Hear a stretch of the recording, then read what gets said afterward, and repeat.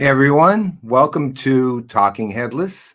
This is actually the second of my um, relaunched Talking Headlesses. If you, those of you who don't know, it used to be an audio podcast, and I'm assuming most of you don't know because I don't think that many people actually listen to it. So I decided that what I would do is instead launch it and shorten it and change the format quite a bit.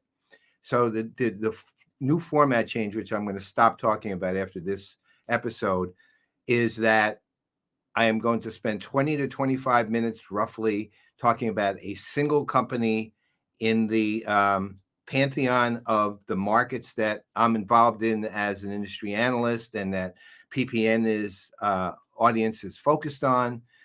And we'll get to who that is in a minute. And then there'll be a shorter segment entitled entitled basically something I really, and it's going to be something I really like and something that I dislike, right? So and we'll get to that when we get to that, and that's going to be maybe 5-6 minutes or so, and then we're done. I mean, the biggest problem I had prior was it was just too long and it was too many segments and things like that. Now, few announcements before we get going. First, this is the last time this will be Tuesday at noon. Right now, it had been scheduled to be Tuesday, the last of the month, last Tuesday of the month at noon every month. Because we have so many PPN shows on Tuesday, this show will move to Wednesday at noon, last Wednesday of the month. So starting with the next episode, look for this show at Wednesday at 12 p.m. Eastern Time. The second announcement is pretty straightforward. I mean, I'm going to be back tonight with Kenny Lauer, my co-host in EWPK, which is Engaged with Paul and Kenny, and we got a great guest, and that's a revamped show too, which we'll explain. The two things you'll get from that show is one, a guest on culture, and this tonight at 7 p.m. Eastern Time on these same channels. We have Isa Watson, who is the CEO and founder of Squad, which is essentially a community without social media involved. Well, it's community builder without social media involved. She's also the author. She's an author. She's a competitive skydiver. She's a classical pianist, and she's also a role model for not just Black women, but men, women, regardless of ethnic status, anywhere. She's amazing, and we're going to speak with her tonight. And the other thing you learn is what we're drinking, because we do drink every episode. Not to oblivion, but quite a bit. All right. So what are we going to do today? Let's get into it. We're going to be talking about Adobe. And you'll note what this says. It says one Adobe, not three. And there's a reason for that, which is Adobe, when it boils down to it, Adobe is one of the companies that is best positioned in the world we're in now to actually be not just a market leader, but potentially the market leader. And now that's an amorphous statement because the real question is the market leader in what, right? But let me get into it with some context, because there's two levels of context, right? One is the global picture. We're in a world, obviously, and it's the reason for the foundation of PPN too, that pretty much now being run by millennials. Right now, that doesn't sound that monumental. I mean, they're older, they're in their late 30s, early 40s now. There's at least two generations that are younger than they are out there. I forget what they call the generation after Gen Z, but there's that. And they have families and they make important decisions and so on and so forth. But at the same time, they don't run all the really big companies yet. So, for example, there were studies done last year on who essentially are the major corporate leaders, and they typically are Gen Xers in their mid 50s and that range. But we're starting to see these new generations begin to take over at the largest scale. So, for example, regardless of what you think of his performance as CEO of SAP, Christian Klein is an important person because he's 38, maybe he's 39 by now, 38, 39 years old, and he is running a global enterprise that is a huge magnitude. And that is not unusual and will be increasingly the case as the years go on. Now, how millennials consume content, how Gen Zers consume content, and how they want and what they want from a company are very different than what me as a boomer or Gen Xers wanted, although we have been impacted greatly by them. So the first context is generational passage to leadership globally in all institutions, not just business. And the differences in how content thus needs to be created, distributed, and consumed. The second thing is Adobe itself. And I want to go back to 2017. Abhay Paresnis, who was the CTO of Adobe at that time, actually gave a briefing to analysts at Adobe's digital, I think it was still the Digital Marketing Summit then, now it's the Digital Experience Summit, Digital Marketing Summit, where he said that Adobe is going to take the three clouds they have, Creative Cloud, Document Cloud, and Marketing Cloud, now Experience Cloud, and they were going to combine them in two ways. One as a single, technologically as a single platform. And secondly, they were building an open ecosystem around the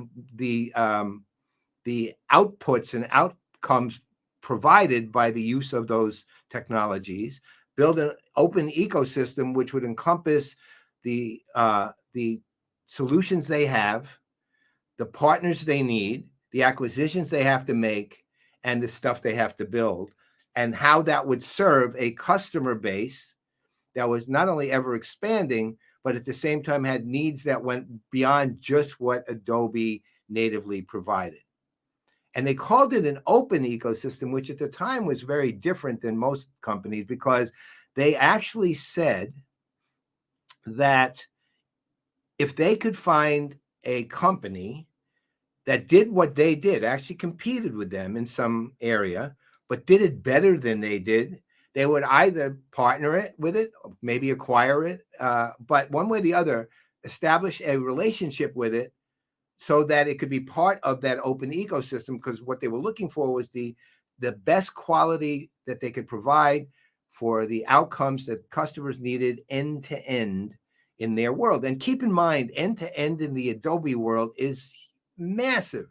It's not just creators on the Creative Cloud side, it's everybody on the document side who uses a document that has, say, a PDF file associated with it. Because there are two major document standards, and we'll get to this in a second, which is Word and PDF from Adobe. It also involved on the business side the company's customer-facing departments, and it could be marketing, it could be outreach and PR, but it involved having the tools available for the companies to provide what they need to for, say, marketing campaigns, or now marketing conversations. But so on the one hand, it was from the creator to through distribution to the outputs that are consumed.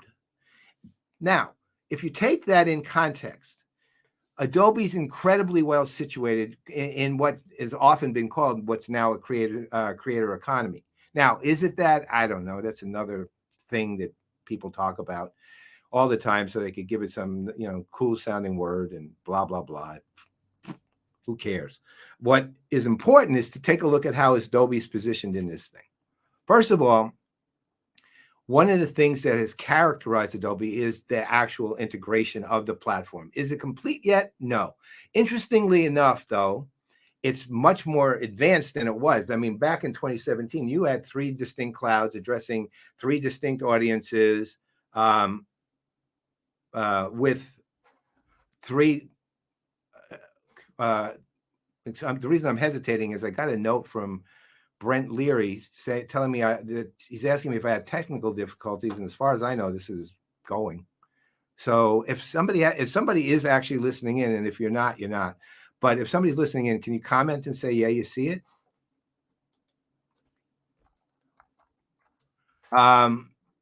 So anyway, I'll continue, and if worse comes to worse, we'll end up doing it pre-recorded. So if, oh, you know what? There is a technical difficulty on LinkedIn. I can see it. I'm going to go live again. All right. So unfortunately, LinkedIn, just tuning in now, you probably missed the beginning of the show. It will be pre-recorded. It's already recorded. So we'll go on. I'm in the middle of talking about Adobe, but I did notice that an error had happened on LinkedIn. However, it was being broadcast on other platforms. So my apologies for that. I'm not sure what happened with StreamYard. So in any case, Adobe at the time was 3 distinctly positioned clouds. Now they're a much closer and integrated ecosystem. The way that's actually worked in one regard on the platform side is that several years ago they released their AI. It's called Sensei, and it was actually extraordinary from the get-go. And one of the first things they did to show, and it showed how the integration of the platform was beginning to work, was they integrated Adobe Experience Manager with Photoshop using Sensei to derive the illustrative assets necessary to run a marketing campaign, which is, pretty incredible. Secondly, what Adobe's done over the last several years is build out the technology partnerships with other technology vendors. Now, when I'm talking about this, I'm not talking strategic partnerships per se. We're going to get to that because it's one of Adobe's great strengths. But build out technology partnerships with companies like Salesforce, where Salesforce uses Adobe Sign for Salesforce and Document Builder tied directly into Salesforce's or fully integrated into Salesforce's various clouds, Commerce Cloud, Sales Cloud, et cetera, et cetera. So what happened was, so you see signs of integration on the platform side, and they are continuing as we go. But what I really want to focus on today is the ecosystem. And that's why I say Adobe 1, not 3. I'm talking about Adobe having a single ecosystem to do end-to-end what they need to do, and why this positions them well in the world that requires new forms of content management, new forms of creation, new forms of distribution in order to get the appropriate kinds of outputs for consumption that are necessary to accomplish the business ends, or sometimes it's not a business end, it could be a social end that the customers need. One of the ways that Adobe has gone about doing this, tying this entire ecosystem together, is with a series of strategic partnerships. And when I say that, it's not like Adobe.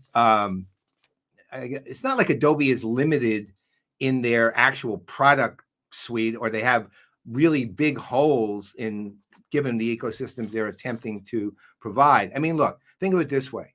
On the platform side and the solution side, they have won, meaning they're leaders in Forrester and Gartner's, Forrester Waves and Gartner MQs for like content management systems, collaborative marketing hubs, enterprise marketing suites, workforce management. I mean, they have probably 10, 12 different areas where they are leaders and recognized as leaders by Forrester and Gartner in all of theirs. They're a winner consistently of the CRM watch list because of the not just their product excellence, because of all the other things they're doing, but their product excellence has always been a big part of what they provide. And on the look at it. The document cloud, when you're talking about product excellence, PDF is one of the 2 standards for documents worldwide.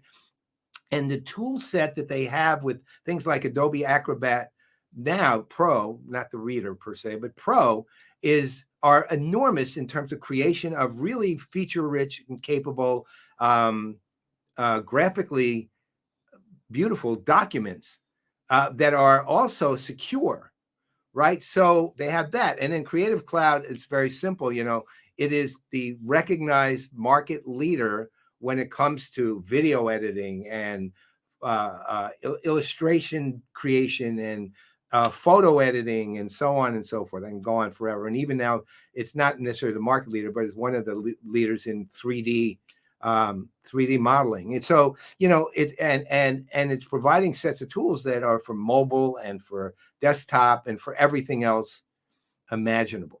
So it's not product excellence that requires the need for these strategic partnerships.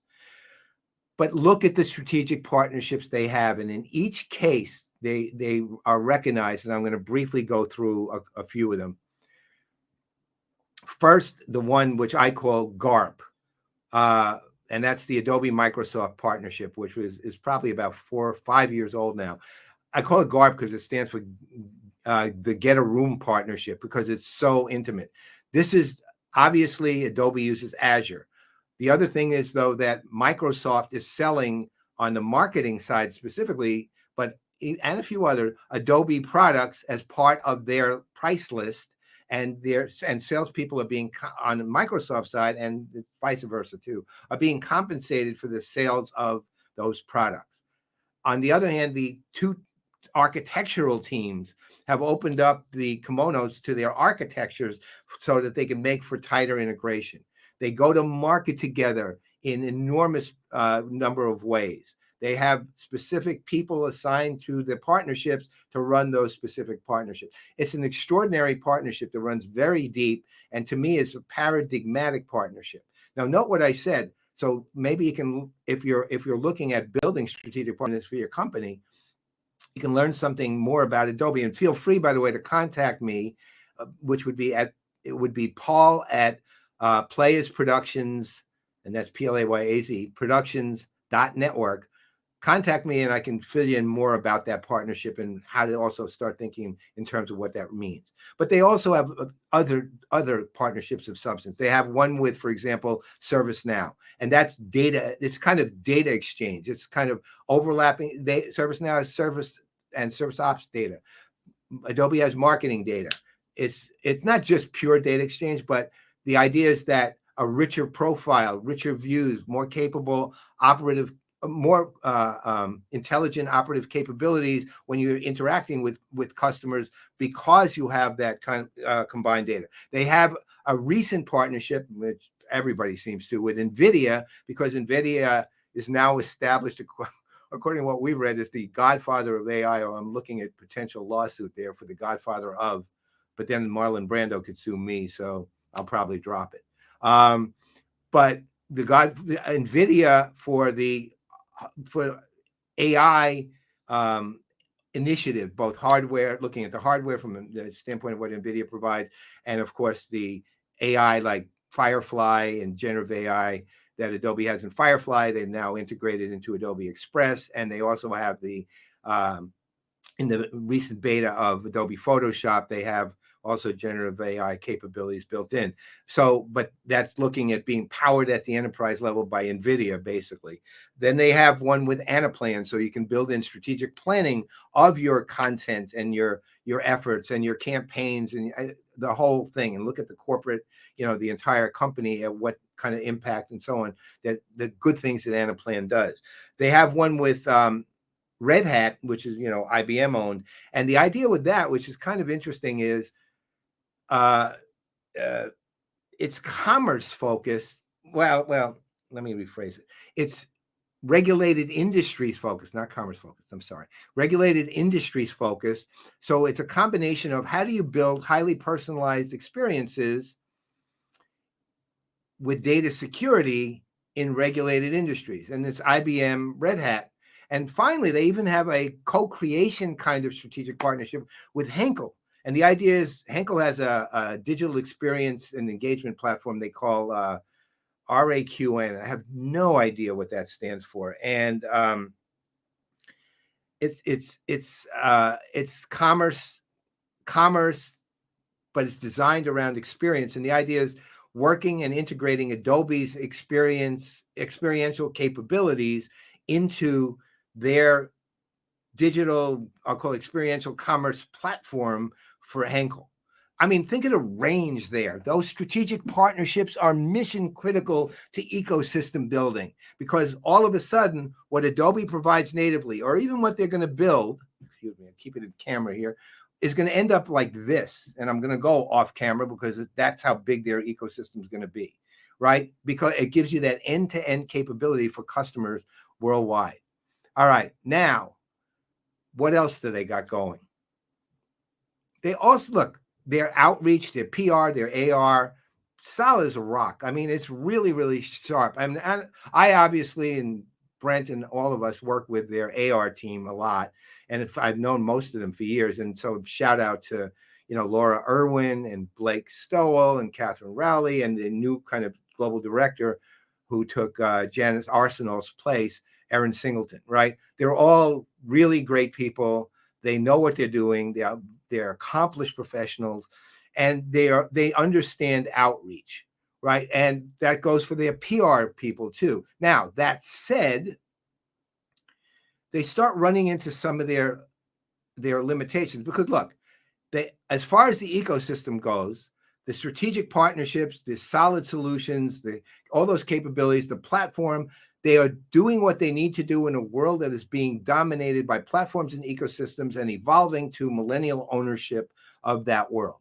They're incredibly well positioned thanks to the creator side, and now something they call the content supply chain, the distribution side. Because honestly, they were weak on distribution like everybody was. But with the content supply chain, they've solved distribution problems. Now, given the time I'm trying to keep this to, which is another maybe 3 minutes, maybe 5, given the time I'm trying to keep this to, I'm not going to go into great detail about the content supply chain, but what it is a from creator through consumption supply chain that Adobe can now provide, so that distribution from as I said, from creation to consumption is a done deal. And it's a done deal in the way it needs to be done, or it's accessible to be custom or customized to make it the way it needs to be done by company or by industry or by let's call it by demographic. You can build it out using the content supply chain capabilities that Adobe has to accomplish that outcomes you need to get it to the customers for consumption. And it's really, really tight and well done. Again, you want more detail on that, talk to me, Paul at playersproductions.network. All right, so Adobe's got the ecosystem platform part down. They have thought leadership down in certain places. They have it down in, for example, in Creative Cloud, without a doubt. They own the Document Cloud, and they have all the thought leadership. If you look through thought leadership, which means all the frameworks and infrastructure and frameworks and best practices and playbooks and so on and so forth. They've got that. They've got that dramatically strong. They're very strong on Creative Cloud. They're very strong on Document Cloud, not so strong on an Experience Cloud. It's not that it's bad, but it's kind of oriented towards some of their acquisitions. Like they'll have stuff on marketing because they have Marketo, on have stuff on commerce because they have Magento, things like that, which are fine, but they're not what you really need to do because you're talking about thought leadership that has to help define your ecosystem, not just simply do that. So they have to improve themselves in that area. And there are a number of other things they need to do, and I'm going to show you what they are because it's really important. And this is, again, the most important thing Adobe can do to become the leader in this new millennia of millennials, is to maintain and and expand that continuous ecosystem and a couple of other things as a company. First, let's look at the continuous ecosystem. The top 4 of those are a continuous ecosystem. Number one, they have to gain millennial trust beyond the creator community. And the reality is they don't even have it as strongly as they probably think they do. They have the creator community using their tools. And a lot of them, by the way, are Gen X creators, not necessarily the millennials. But one of the things that I saw a warning sign about was when Adobe acquired Figma, which is a very smart acquisition. It's a brilliant web design tool that, among other things, that and almost every creator in the millennial universe uses. And that's obviously an exaggeration. I don't have the data, and I'm not trying to find it either. But when that acquisition happened, a lot of millennials who I do talk to quite a bit, and they're also they're the ones creating our website, but a lot of millennials, and I'm saying in this case, I'll call it 20, 25, just in conversation, almost uniformly expressed alarm at the acquisition, saying Adobe's just buying it to kill it. This would be terrible, blah, blah, blah. Now, look, Adobe didn't spend multiple billions of dollars to kill Figma. They're integrating it smartly into their ecosystem in a way that, and as part of their creative platform, in a way that actually will enhance the ability and will appeal to those millennials. But they don't have that kind of trust because it's seen as big corporate. And part of the reason for that we'll go to is the very last thing here, although it's not necessarily a direct correlation. We'll get to it in a minute. The second thing is they still, and this goes to why the missing pieces of thought leadership and this ecosystem weakness. They have two big conferences, Adobe Mac and Adobe Experience Summit. And what's fascinating is they're two very distinct conferences, and there really shouldn't be. Adobe Max is a spectacular for creators. They say, well, Experience Summit is aimed at a different crowd. This year's Experience Summit wasn't very good, to be honest. They made mission critical announcements like Firefly, and generative AI and the content supply chain, but the conference itself, and ultimately Max and Digital Experience Summit should be continuations of one another, not two highly distinct conferences with highly distinct focuses or foci, with highly distinct approaches. I mean, they need to minimally, they need to bleed into each other, but they need to be seen as a continuous effort rather than the two distinct conferences. The second thing is they have Adobe Journey Builder, and it's a journey optimization product. It's not as good as Thunderhead was by any means, but at the same time, it's a decent product and does build journeys, and it also it does journey orchestration across the entire platform, at least not at last time I saw it. And it needs to be, because not only is a tool like that important for seeing what customers are doing in real time and responding accordingly, at the same time, it's something Adobe needs to do even with its own customers, is to see how they respond to the ecosystem. That also goes to related, they need to be doing more obvious and visible work on the content supply chain and Experience Cloud. They have it when it comes to Creative Cloud, but how it relates to Experience Cloud, not so clear. I mean, it's not that it was announced at Adobe Experience Cloud Summit or Digital Experience Summit. So it's clearly part of it, but they haven't really built it out the level they have to. The last two things are really important to Adobe when it comes to the company itself.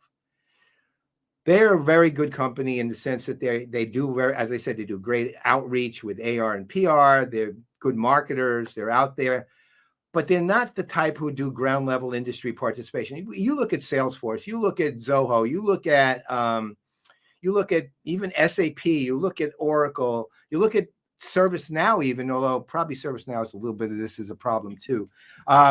They're in at the ground, meaning their staff are actively participating in conversations on LinkedIn, Facebook, well, not Facebook so much, LinkedIn, even Twitter or Threads, if anybody's still using it. But they're actively participating in the industry through conversations and contacts. Look, Salesforce on the analyst side, for example, has a literally regular conversations with a number of us every single month, basically. Some of it's just because we're personal friends, And some of it's because it's good to stay in touch. But it's not just AR, it's also just active participation out there at the human level. Adobe doesn't do that. I don't see them out there almost ever. Occasionally you'll see a comment here and there, but they're the least engaged company of the big six without any question when it comes to just the human to human level. And I get it, they're busy and they're, they got this and that. So does everybody. So no excuse. They need to have that active participation so you can see them not just from a corporate level, but the humanity they have, the empathy they have for the company. And that's the other side. They don't come across, it's not that they're not empathetic, but they don't come across much as an empathetic company, because that leads to the very last thing.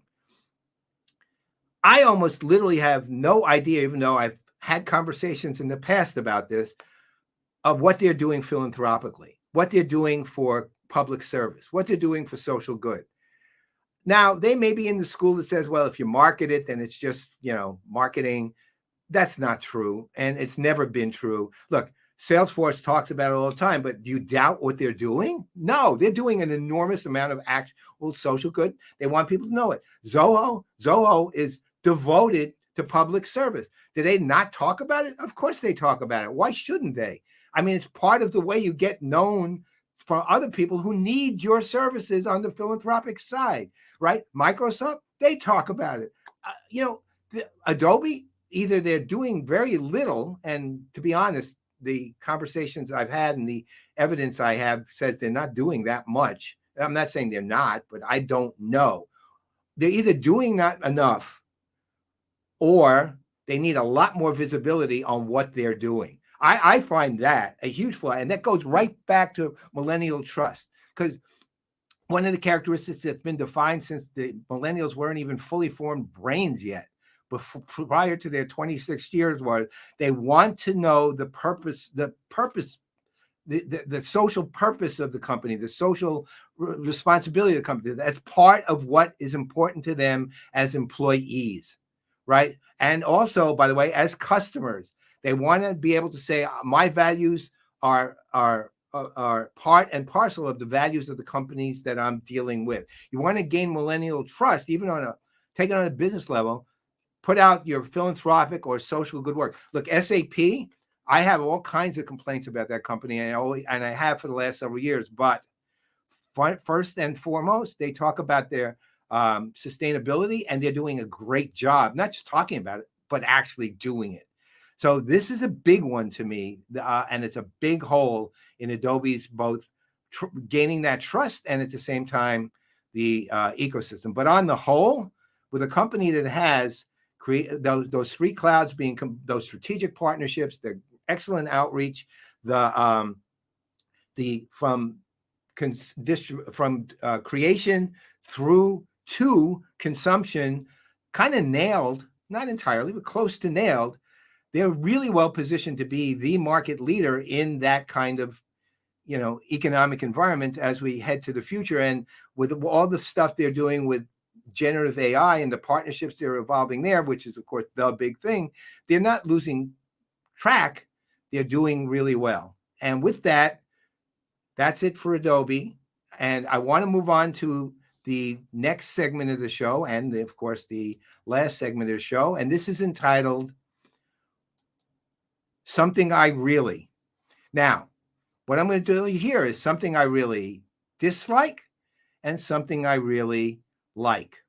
All right. So let's just, in the interest of time, we'll just get to it. This is something I really, really dislike. Generative AI, hallucinations. Now, here's the deal. How many times have you heard, and I have heard this many times, and it's true, that hallucination's not a bug, it's a feature. And I kind of get it, because generative AI, as opposed to traditional AI, is really right-brained AI. It's not really left-brained AI, it's right-brained. And so there's at least a presumptive but artificial creative element that's kind of built into it, so that it's creating things. And when you see, hallucinations, let's say, taking liberties in illustrations and images in Firefly, for example, of Adobe, it can kind of work. but it doesn't work when it comes to facts or to data, fact-based data. Here's some things, just to give you an example, that I did with ChatGPT just a couple of days ago. I just asked it for biographies of me or books I wrote, because clearly I know the facts there. So here it is. The description's fine, but it has me born on July 13th, 1950. Then in the next one, it has me born on June 6th, 1951, and in Brooklyn, New York, which I wasn't. And then it says, again, Brooklyn, New York, in December 4th, 1952. Now, here's the deal. I was born in Levittown, New York, on December 19th, 1949. So that's clearly wrong. I mean, I'd like to be born December 4th, 1952, because I'd be 3 years younger than I am. And, I'd be heading to my 70th birthday. But take it where it gets even worse.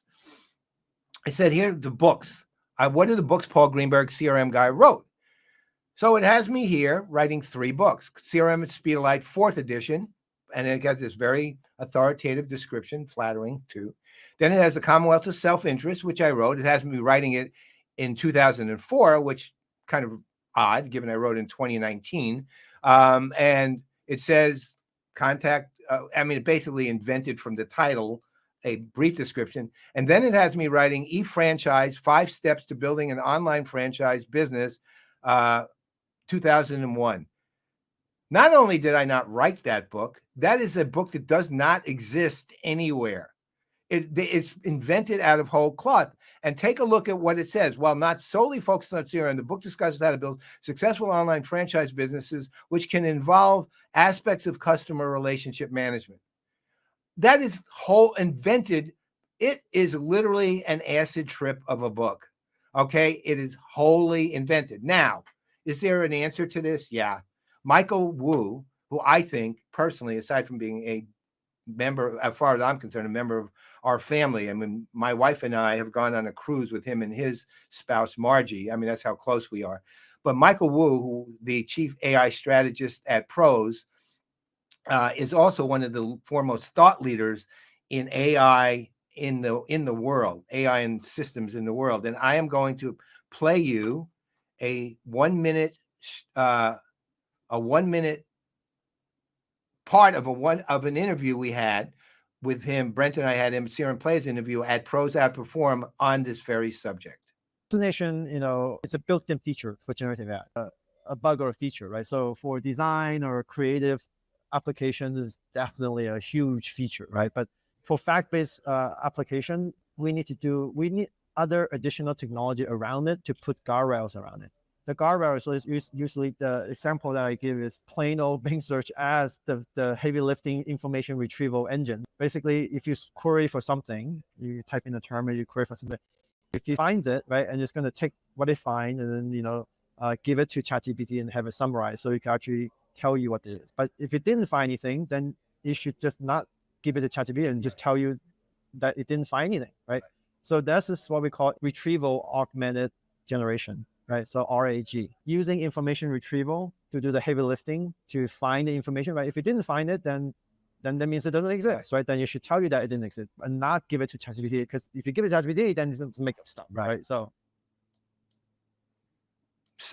there's the answer. Okay, now let's get on to what I like: generative AI, but use cases. So it's very simple. There's no question that generative AI is at least a significant evolution in the life of potentially how people live and how they operate, because it, as co-pilot, which is pretty much the standard term for people who don't want it to be, want it to take over your life. The value of generative AI, though, is because it's still AI and still doesn't want anything and still not, despite Google engineer, whatever his name was, say it's not sentient.